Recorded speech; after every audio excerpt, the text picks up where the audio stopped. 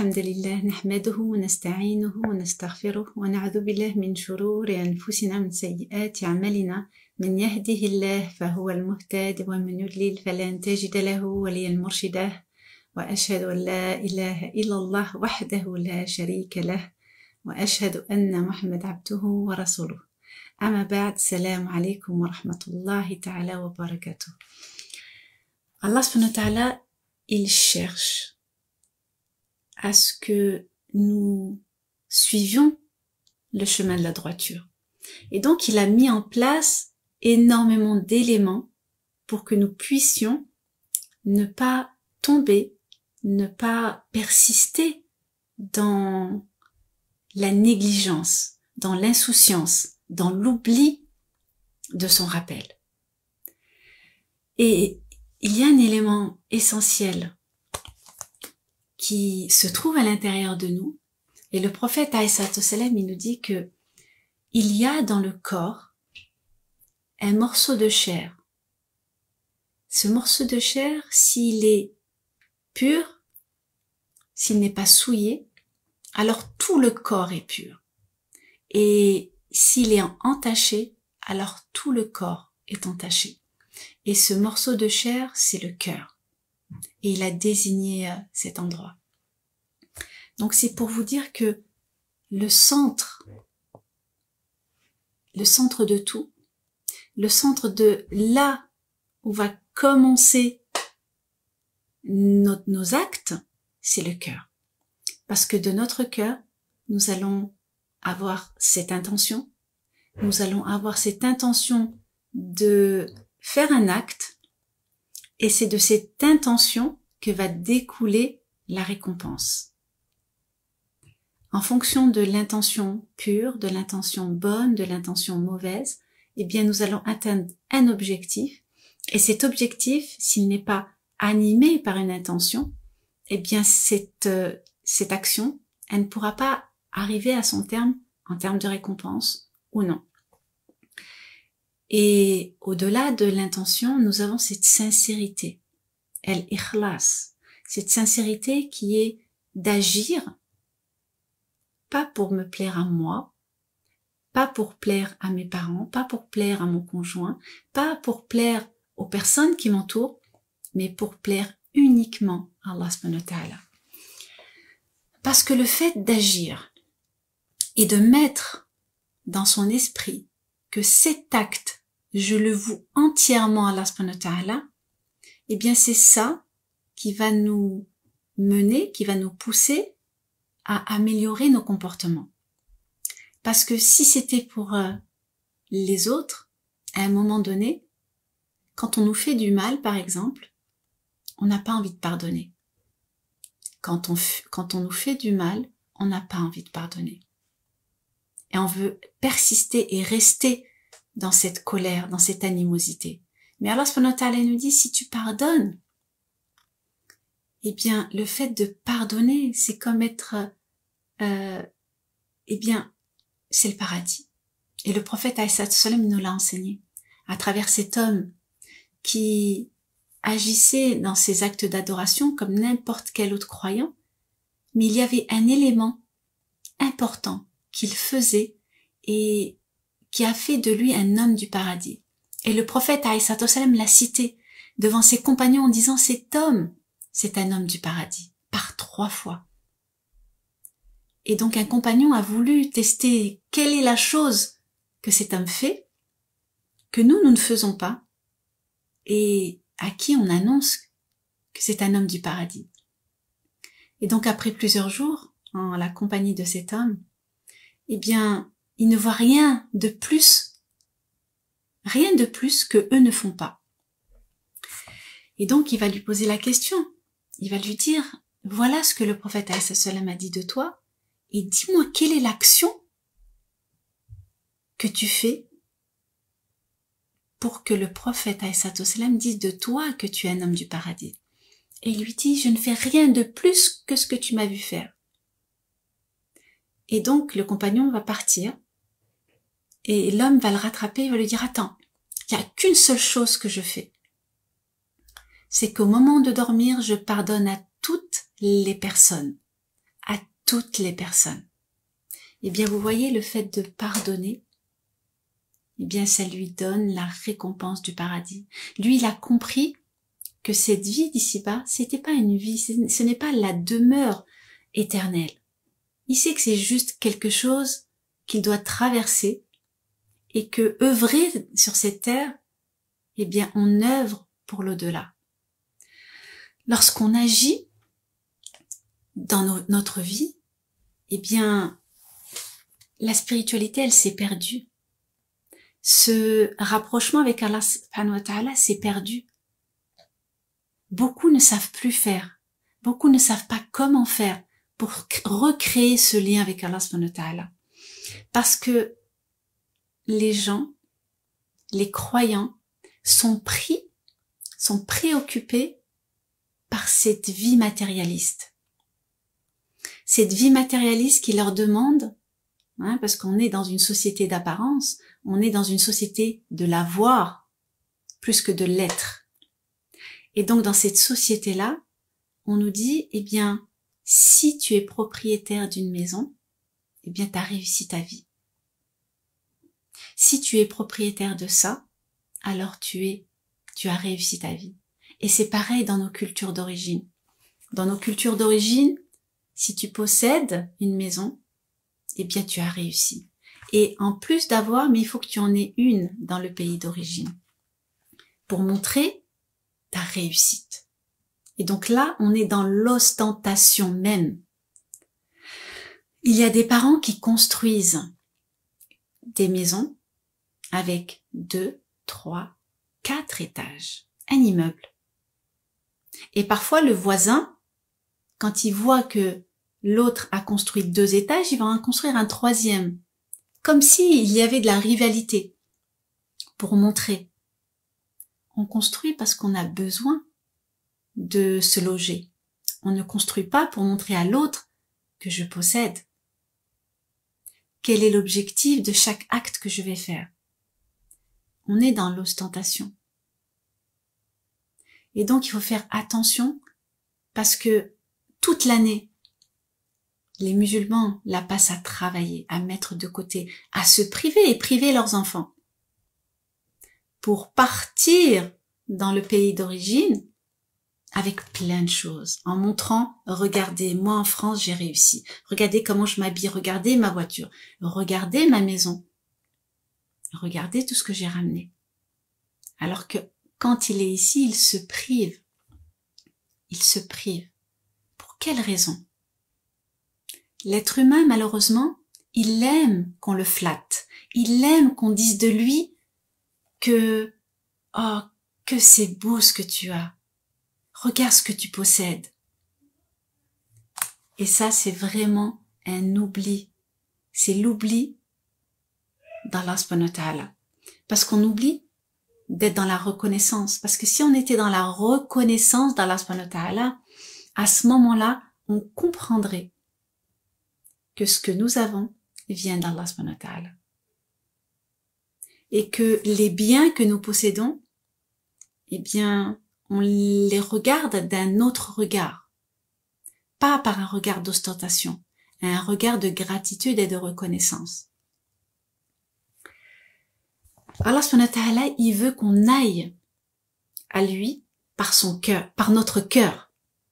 Allah subhanahu wa ta'ala, il veut qu'on aille à lui par notre cœur. Le cœur qui est le centre de tout. Et donc, c'est ce cœur-là qui va définir mes paroles, mes actions. C'est mon cœur qui va orienter tout ça, qui va orienter comment je parle, qui va orienter toutes mes actions. Et donc, quand Allah subhanahu wa ta'ala est au centre de cette orientation du cœur, alors la vie, elle prend un nouveau goût. On la voit différemment. On a une perception qui est différente. Donc, l'échelle des valeurs, elle se transforme, elle change. Pourquoi? Parce que on a mis Allah subhanahu wa ta'ala au centre. Et donc, ce qui était important pour nous ne va plus l'être. Et ce qui était ce qui n'était pas important pour nous, ce que l'on pensait être quelque chose de petit, en fin de compte va prendre de la place et va prendre de l'importance. Parce que nous avons pris conscience des valeurs. Nous avons pris conscience vers qui nous devons orienter nos actes, nos actions, nos pensées. Et c'est Allah subhanahu wa ta'ala. Donc c'est pour ça que notre orientation va changer à ce moment-là. Notre perception des choses que nous pensions être quelque chose de très important, eh bien, va diminuer dans notre perception. Et donc, le premier pas dans ce voyage du cœur, ça va être le fait de le purifier. Nous devons purifier notre cœur pour essayer d'atteindre cette orientation voulue par Allah subhanahu wa ta'ala. Et donc, nous devons enlever de notre cœur ce qui empêche le cœur d'avoir cette clairvoyance de notre Créateur.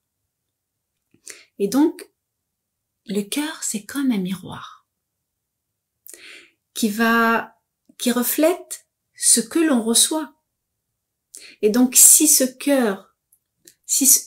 miroir est sale, eh bien, qu'est-ce qui va apparaître? Eh bien, on verra pas. Parce que ce miroir est sale. Et donc, il va être voilé par la saleté. Et comment est-ce que je vais purifier mon cœur?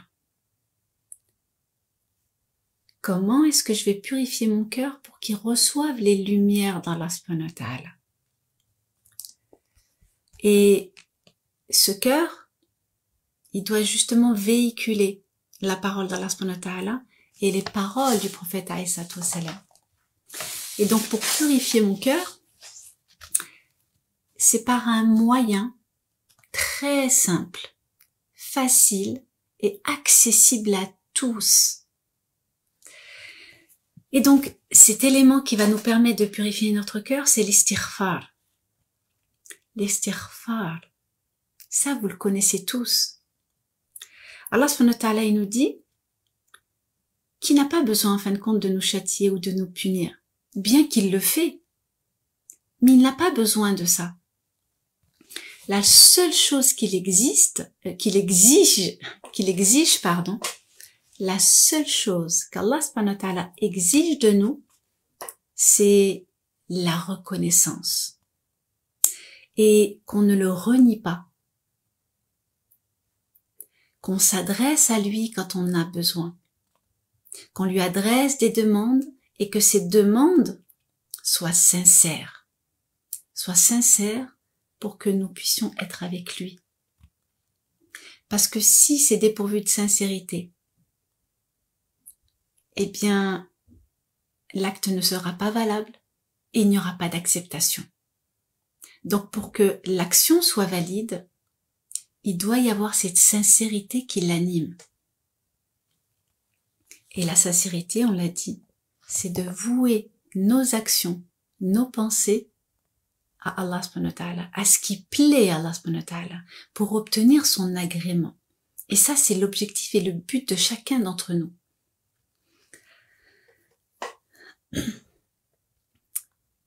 Allah subhanahu wa ta'ala, il sait ce que nous cachons intérieurement.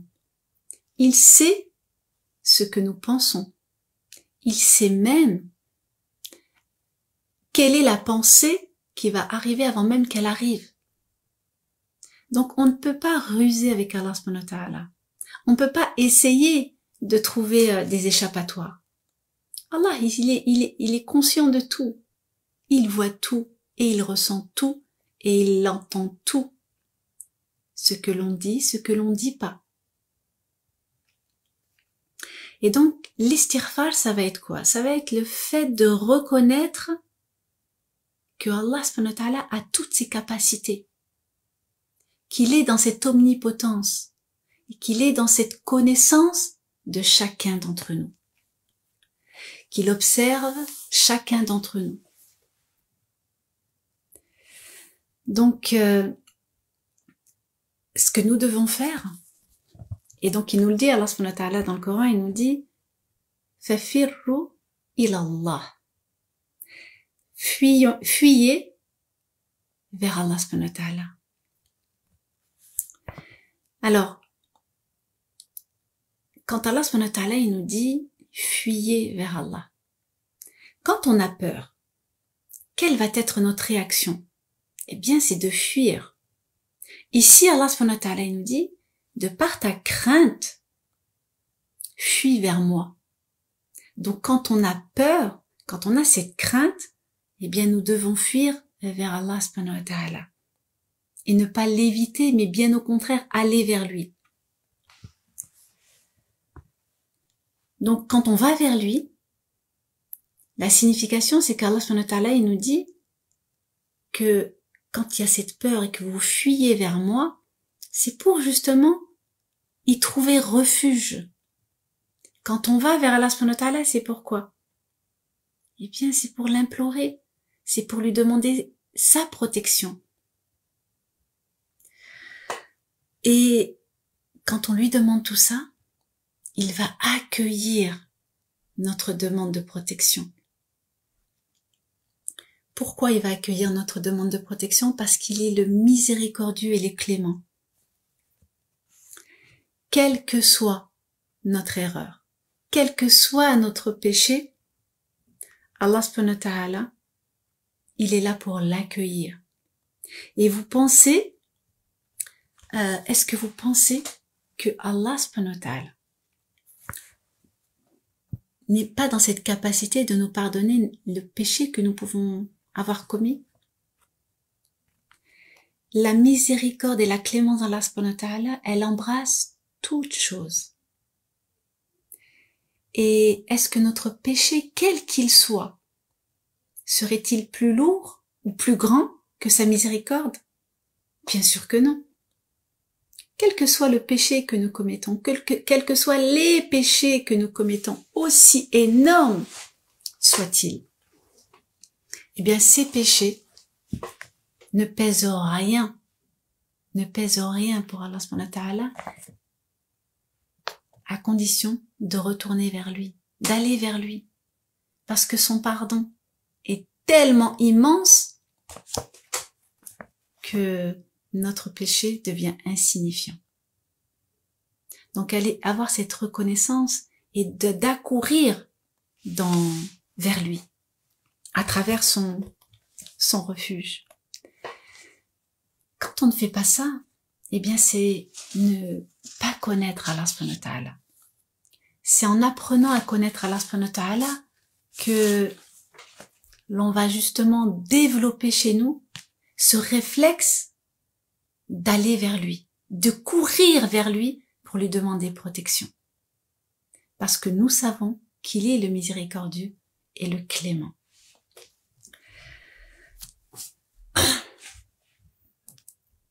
Celui qui ne connaît pas Allah, il pense que son péché ne pourra pas être pardonné.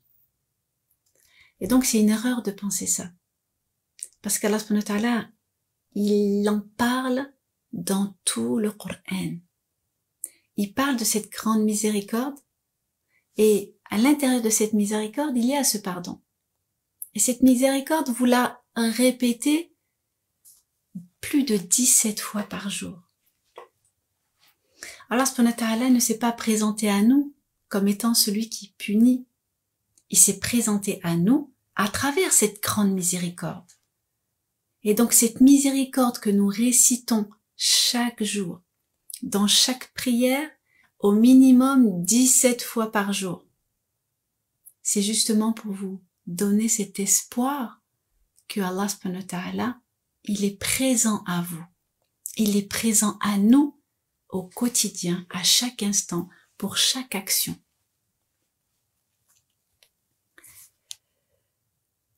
Et à travers justement tous ces attributs, c'est justement pour le connaître. Et c'est à travers les attributs d'Allah subhanahu wa ta'ala qu'on apprend à le connaître. Et plus on apprend à le connaître à travers ses attributs, et plus on l'aime, et plus on se rapproche de lui, et plus on comprend qui est notre Créateur. Donc l'istighfar, c'est quoi? L'istighfar, c'est une formule, c'est la formule de Astaghfirullah. Elle veut dire quoi, cette formule? Là, qu'on est en train de demander quelque chose. Là, on demande quelque chose. Et on demande quoi? On demande le pardon. On demande le ghafr. Hein? Donc, le ghafr, c'est le fait de couvrir quelque chose. Donc, on demande à Allah subhanahu wa ta'ala de couvrir notre péché. Ça veut pas dire que j'ai transgressé et que je n'ai pas commis cette erreur, donc je demande qu'il me couvre cette erreur. Non, cette erreur, je l'ai commise. Et là, ce que je suis en train de dire, que c'est comme si je disais à Allah, Seigneur, je reconnais ma faute. Et je te demande de cacher et de couvrir cette erreur. C'est ça que veut dire le ghafr. Et dans le Coran, on retrouve le maghfira. Il est question de le maghfira. Allah subhanahu wa ta'ala, il nous en parle et il nous parle de ce pardon. Il nous dit yukaffiru. Yukaffiru, hein, donc quand il parle du fait de couvrir nos péchés, c'est le fait de les cacher. Donc yukaffiru, dans ce terme-là, dans ce mot-là, on retrouve le kufr. Et le kufr, c'est quoi? C'est le fait de couvrir, de cacher la vérité. C'est pas le fait de ne pas savoir. C'est le fait de savoir, mais de cacher et de couvrir pour ne pas être dans cette lumière, pour ne pas être dans cette vérité. C'est être vraiment, c'est renier cette vérité. C'est ça que veut dire le kufr. Et cette maghfira, elle va être utilisée pour les petits péchés. Quand on demande à Allah subhanahu wa ta'ala le maghfira, c'est pour les petits péchés. Et en ce qui concerne l'istighfar, quand on dit à Allah subhanahu wa ta'ala astaghfirullah, on est en train de lui dire de nous pardonner nos grands péchés. Les péchés majeurs. Et le fait de demander justement, de faire cette demande d'istighfar, eh bien, ne pensez pas que c'est pas possible. Bien sûr que c'est possible. Et c'est ce qu'Allah subhanahu wa ta'ala nous dit, c'est ce que le prophète alayhi sallam nous a enseigné. Et donc, ça va encourager le croyant et ça va lui donner l'espoir d'aller vers Allah subhanahu wa ta'ala. Parce que là, Allah subhanahu wa ta'ala, il lui dit, voilà la possibilité pour toi de revenir à moi. Quand tu reconnais ton erreur, regarde ce que tu peux faire. Tu fais l'istighfar. Et l'istighfar va effacer les grands péchés. Alors, est-ce que le fait de demander à Allah subhanahu wa ta'ala de faire l'istighfar, est-ce que juste cette formule va suffire? Est-ce que vous pensez que quand je dis astaghfirullah, astaghfirullah, astaghfirullah, astaghfirullah, je suis en train de faire des activités ou alors je suis dans une salle d'attente d'un docteur ou peu importe l'endroit, mais je suis là, je dis astaghfirullah, astaghfirullah, astaghfirullah, astaghfirullah, astaghfirullah, astaghfirullah. Vous pensez que j'ai la présence d'esprit à ce moment-là? Est-ce que j'ai une prise de conscience de ce que je suis en train de dire? Je suis juste en train de débiter une formule, sans avoir conscience de son sens. Une formule comme astaghfirullah, quand elle est dite avec la présence d'esprit et la présence du cœur, elle va toucher sa cible. Elle va avoir son impact. Donc, astaghfirullah, l'istighfar, c'est un acte de cœur qui va être accompagné d'une reconnaissance verbale. Et ça suffit à Allah subhanahu wa ta'ala. Quand on a la présence d'esprit et qu'on est là à demander à Allah subhanahu wa ta'ala, c'est-à-dire que je suis là, je me remémore l'erreur que j'ai faite. Quelle erreur j'ai faite aujourd'hui? Quel péché j'ai fait aujourd'hui? À quel moment j'ai fait telle erreur?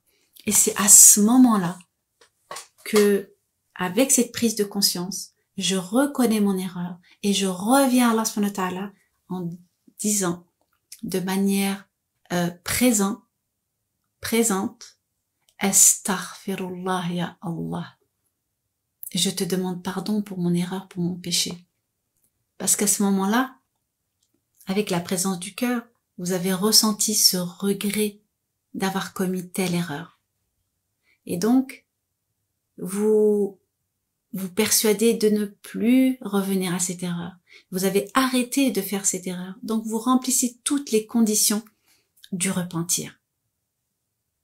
Et là, Allah subhanahu wa ta'ala, il accueille votre pardon. Vous n'avez pas besoin de faire des choses extraordinaires pour qu'Allah subhanahu wa ta'ala accueille votre pardon. Il l'accueille. Vous voyez, c'est aussi simple que ça. C'est pour ça que les savants disent, n'attendez pas pour faire l'istighfar, pour demander pardon. N'attendez pas. Faites-le tous les jours. Ne dites pas, quand je serai plus sérieux dans ma pratique, je demanderai. Non, c'est maintenant. Parce que si vous faites pas la démarche, jamais vous pourrez nourrir votre cœur et vous serez toujours dans l'attente d'atteindre un objectif que vous n'allez pas atteindre parce que vous n'avez pas mis ce qu'il faut dans votre cœur. Vous n'avez pas utilisé les bons outils pour atteindre la proximité d'Allah subhanahu wa ta'ala. Et s'il n'y a pas d'entraînement du cœur, il n'y a pas d'élévation.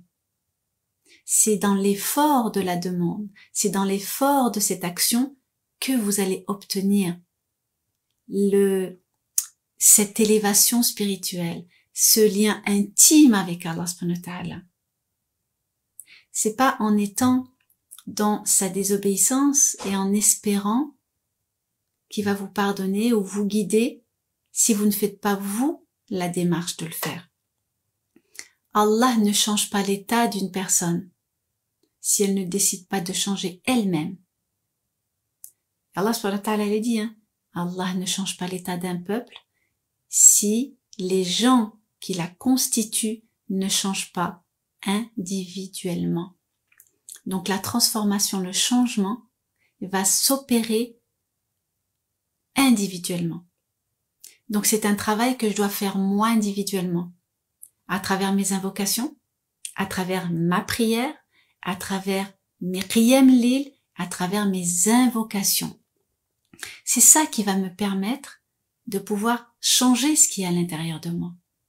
Et donc quand je suis dans cette connexion à travers tous ces éléments-là, oui, bien sûr que il va y avoir un changement. Parce que ce qui va me retenir d'aller dans la désobéissance, eh bien, c'est le fait de me rappeler que il y a 1 heure, j'étais dans la salette. Il y a 1 heure, j'étais le front prosterné au sol. Que j'étais en train de demander à Allah subhanahu wa ta'ala de m'aider. Que j'étais en train de demander à Allah subhanahu wa ta'ala de me pardonner. Et de me garder toujours dans la voie droite. Donc, tous ces actes-là vont me permettre d'avancer. Et d'éviter d'aller dans la désobéissance. Et de mettre en colère Allah subhanahu wa ta'ala. Et vous savez, il y a une chose. Parfois, et énormément de personnes le font, quand ils demandent à d'autres personnes de leur faire des doigts, s'il te plaît, est-ce que tu veux bien me faire des doigts? Est-ce que tu veux bien me faire des doigts pour que je puisse me marier, pour que je puisse avoir un travail, pour que. C'est pas aux autres de faire à votre place. C'est à vous de faire les causes. C'est à vous de faire les invocations et de demander à Allah subhanahu wa ta'ala. Parce que qui mieux que vous peut exprimer son besoin? Il n'y a que vous qui connaissez l'état dans lequel vous êtes. Il n'y a que vous qui connaissez l'état de besoin dans lequel vous êtes, de nécessité dans lequel vous êtes. Et une personne va faire une invocation, mais une invocation comme ça, juste pour faire une formule.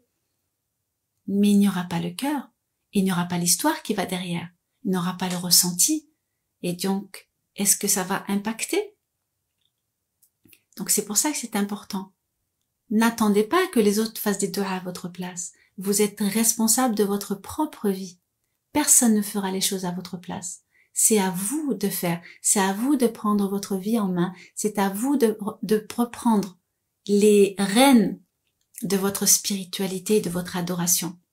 Et c'est à vous de reprendre les rênes de votre au-delà, de votre destination finale. N'oubliez jamais que la terre ici-bas n'est pas notre patrie. Notre patrie, c'est le Jannah. Et donc on a été arrachés de ce Jannah. C'est pour ça que nous avons ce souvenir, nous avons cette envie ardente de revenir dans notre terre natale. Et c'est pour ça qu'on essaye de s'élever pour essayer d'atteindre cet objectif de Jannah. Nous sommes des émigrés sur terre et nous voulons justement nous approvisionner de provisions, de recharger toutes ces batteries, de thésauriser les sadaqas, les bonnes actions, pour que je puisse revenir dans ma terre natale et vivre de manière heureuse avec tout ce qu'Allah subhanahu wa ta'ala va m'accorder.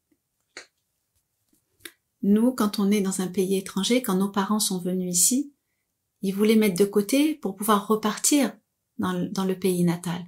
Eh bien, nous, c'est pareil.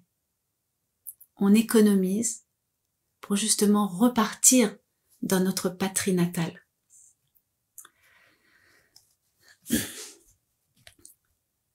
Donc, quand on a cette demande d'istighfar à Allah subhanahu wa ta'ala, donc il va être accompagné de cette reconnaissance verbale de l'erreur que j'ai commise. C'est comme ça qu'il va y avoir cet impact. Donc il faut garder cette confiance en Allah subhanahu wa ta'ala. Elle est fondamentale. La confiance en Allah subhanahu wa ta'ala va vous permettre d'avancer. Si vous êtes là aujourd'hui, c'est parce qu'Allah subhanahu wa ta'ala vous a comblé de sa miséricorde, vous a comblé de ses bienfaits, et qu'il veut que vous reveniez à lui. Il veut que vous entendiez les paroles.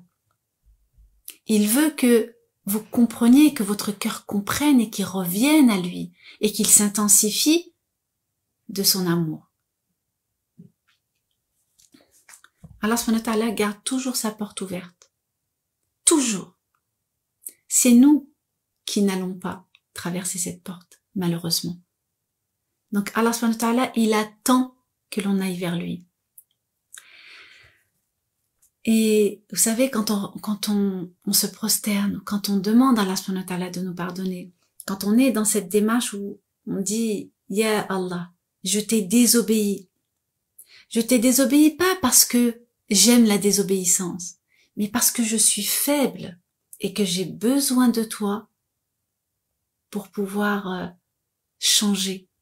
Et c'est à travers le pardon que je te demande que je vais pouvoir opérer cette transformation. Donc on a la reconnaissance, on a l'humilité de la personne qui dit je reconnais et que je sais que sans toi, je ne pourrais rien et que j'ai besoin de toi pour pouvoir être dans ton amour. Donc être convaincu qu'Allah subhanahu wa ta'ala, il pardonne, en être sûr et en être certain, ne jamais avoir de doute sur ce qu'Allah subhanahu wa ta'ala nous promet. Jamais. Parce que le doute va empêcher la concrétisation justement de la demande. Il ne doit pas y avoir de doute qui subsiste.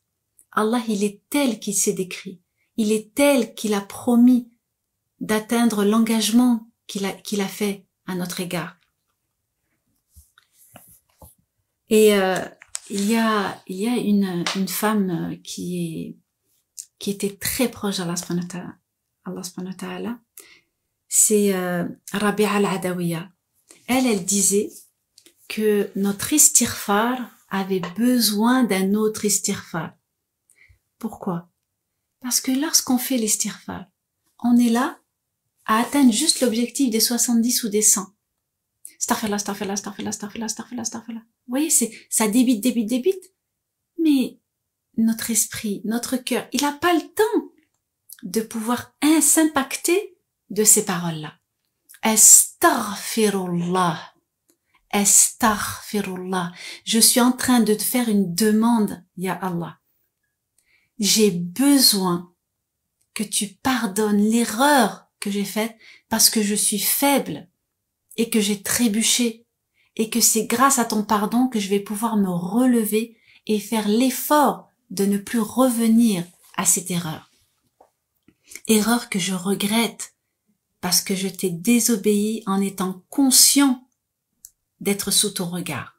Et j'ai honte d'avoir désobéi sous ton regard. Je me sens vraiment très mal. C'est ce regret que l'on ressent.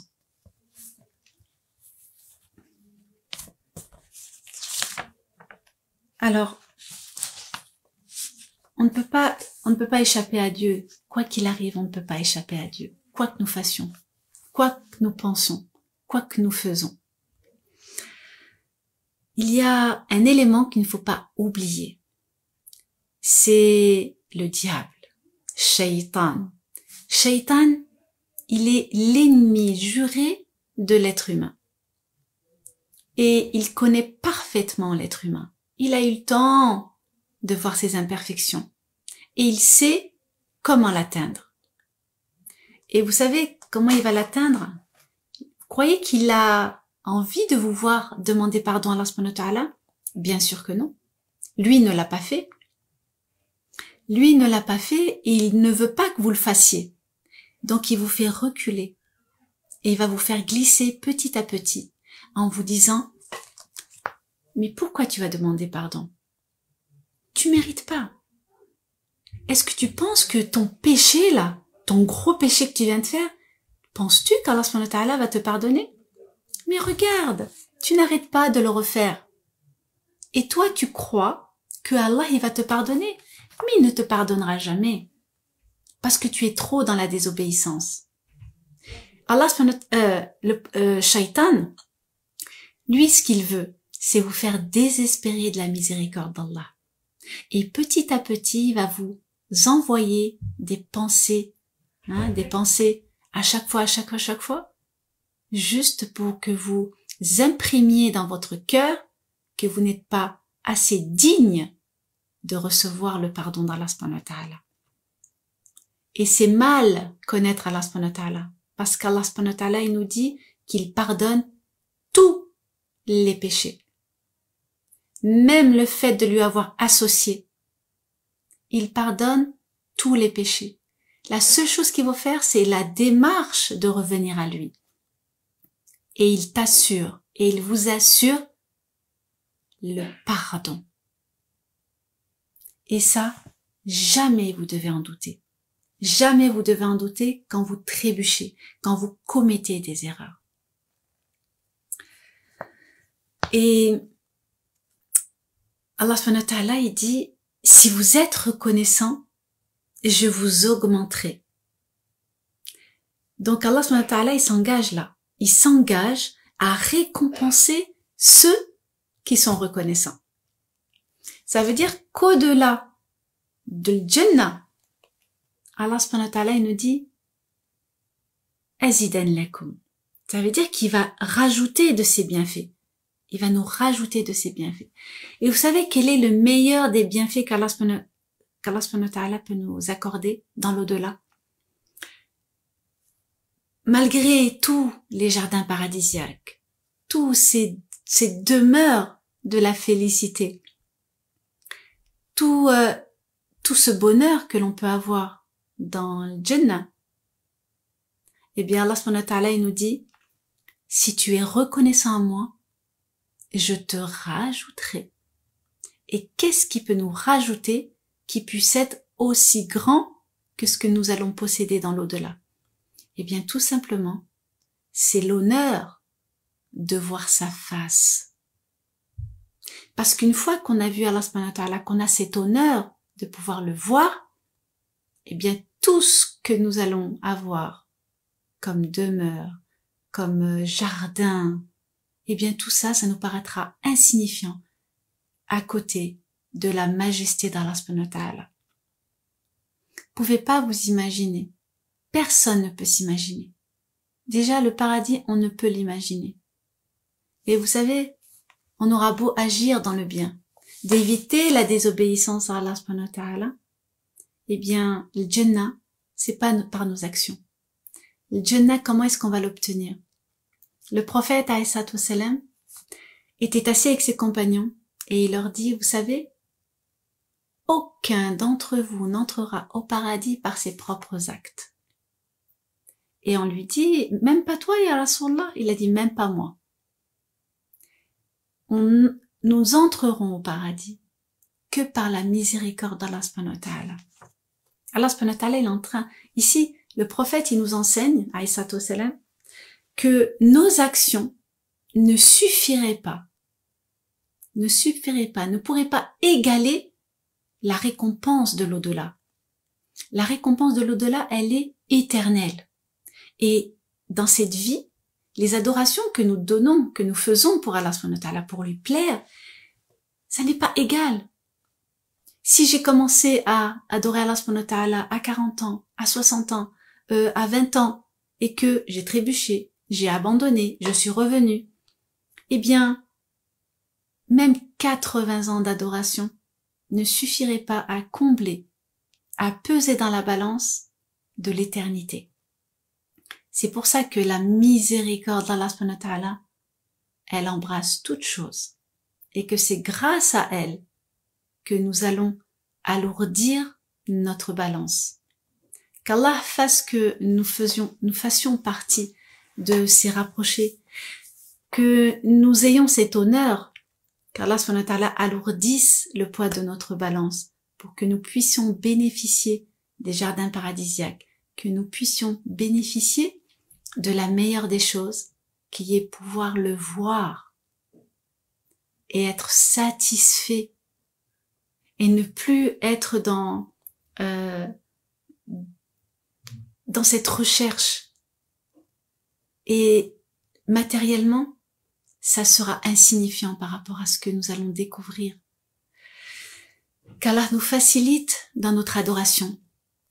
Qu'Allah mette des personnes qui nous élèvent, qui nous accompagnent, qui soient bienveillants et qui nous aiment dans l'amour qu'il a pour nous.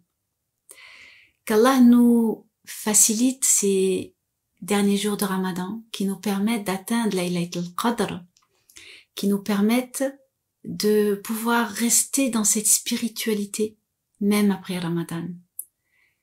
Lisez le Coran, c'est important, c'est ça qui va vous permettre d'être dans cette connexion à Allah subhanahu wa ta'ala. Et pour être dans cette méditation, pour apprendre à méditer le Coran, je vous conseille d'investir dans la formation de nouveau départ avec le Coran.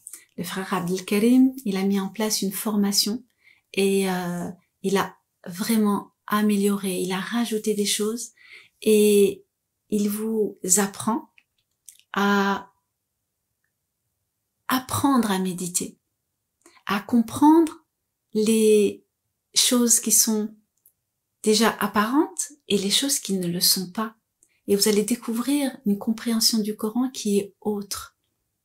Ce sera pas pour vous, ça ne sera plus une lecture simple, ça sera une lecture profonde. Parce que vous allez apprendre à faire. Et donc, cette formation, elle est vraiment utile pour celui qui veut cheminer avec le Coran, qui veut comprendre, qui veut tisser ce lien avec Allah subhanahu wa ta'ala, pour que ce Coran ne soit plus un objet qui soit dans l'armoire ou sur une table de chevet, qu'on lit juste de temps en temps quand on a le temps. Il faut que vous vous réappropriez cette parole d'Allah. Elle est importante, c'est celle qui nous permet de pouvoir avancer, qui permet de pouvoir le découvrir, qui permet de pouvoir l'aimer davantage.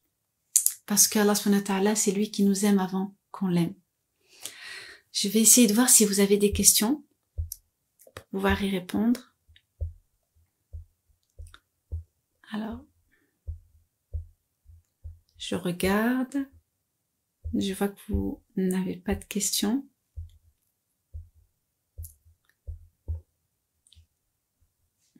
Barakallahu fik Yab Alima.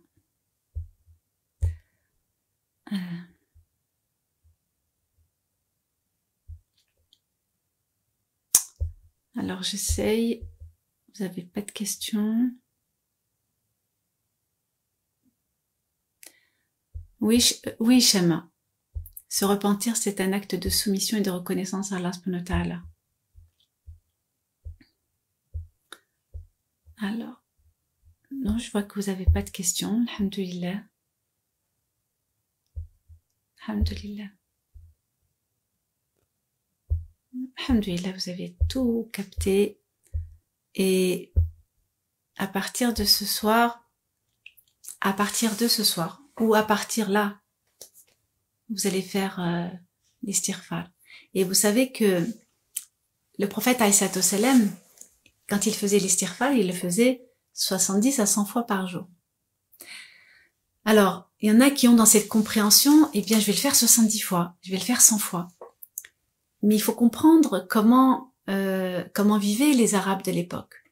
À l'époque de l'Arabie, à l'époque du prophète alayhi salam, lorsqu'on donnait de l'importance à une chose, eh bien, on lui donnait plusieurs noms. On lui donnait 70 à 100 fois. Et donc, l'istighfar est tellement important qu'on va le répéter 70 à 100 fois. Ça veut dire que 70-100 fois, c'est une expression qui veut dire énormément, beaucoup. Ça veut dire qu'on s'arrête pas à 70 ou à 100. On continue, on le dit, et toujours avec la présence d'esprit. Donc, je vous invite à prendre la formation. Abdelkarim, c'est un frère qui est vraiment au top, qui est vraiment à l'écoute de ses élèves, de ses étudiants. Et c'est une formation qu'une fois que vous l'avez acquérie, ce sera à vie. Vous pourrez y revenir quand vous voulez. Vous pouvez y aller à votre rythme et poser toutes les questions dont vous avez besoin. Il est toujours présent, à l'écoute pour répondre. Donc, on va clôturer et je vous donne rendez-vous demain, Inch'Allah, pour la suite de craindre Allah subhanahu wa ta'ala. Allahumma anta rabbi, la ilaha illa ant, khalaqtani wa ana abduk, wa ana ala ahdika wa wahdika mastata'at.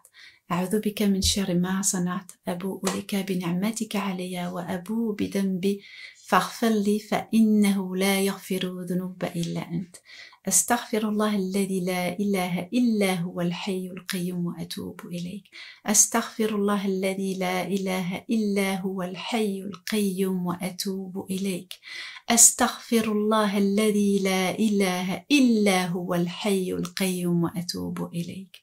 Qu'Allah fasse que nous soyons parmi les repentants, parmi ceux qui ne cessent de lui demander pardon, qui ne cessent de revenir à lui de manière humble. Qu'Allah fasse que nous soyons parmi ces rapprochés et qu'il fasse que nous nous élevions à travers nos actes d'adoration, qu'il fasse de nous des personnes qui soyons à l'écoute des autres, à l'écoute des personnes qui sont dans cette nécessité, ce besoin. Plus on est proche des gens, plus on est proche d'Allah subhanahu wa ta'ala. Celui qui ne remercie pas les gens ne remercie pas Allah subhanahu wa ta'ala. Alors pour ceux qui ont des questions, vous pouvez me les poser sur Instagram. Si vous le voulez, sur mon Instagram Dalila Laswawi, je vous répondrai, Inch'Allah. Qu'Allah vous aime, qu'Allah vous garde et je vous donne rendez-vous demain, Inch'Allah, pour la suite, une partie 4 de la crainte d'Allah subhanahu wa ta'ala. Qu'Allah vous aime, qu'Allah vous garde et surtout, dites aux gens que vous aimez, que vous les aimez. N'attendez pas qu'il y ait des regrets. Salam alaikum wa rahmatullah.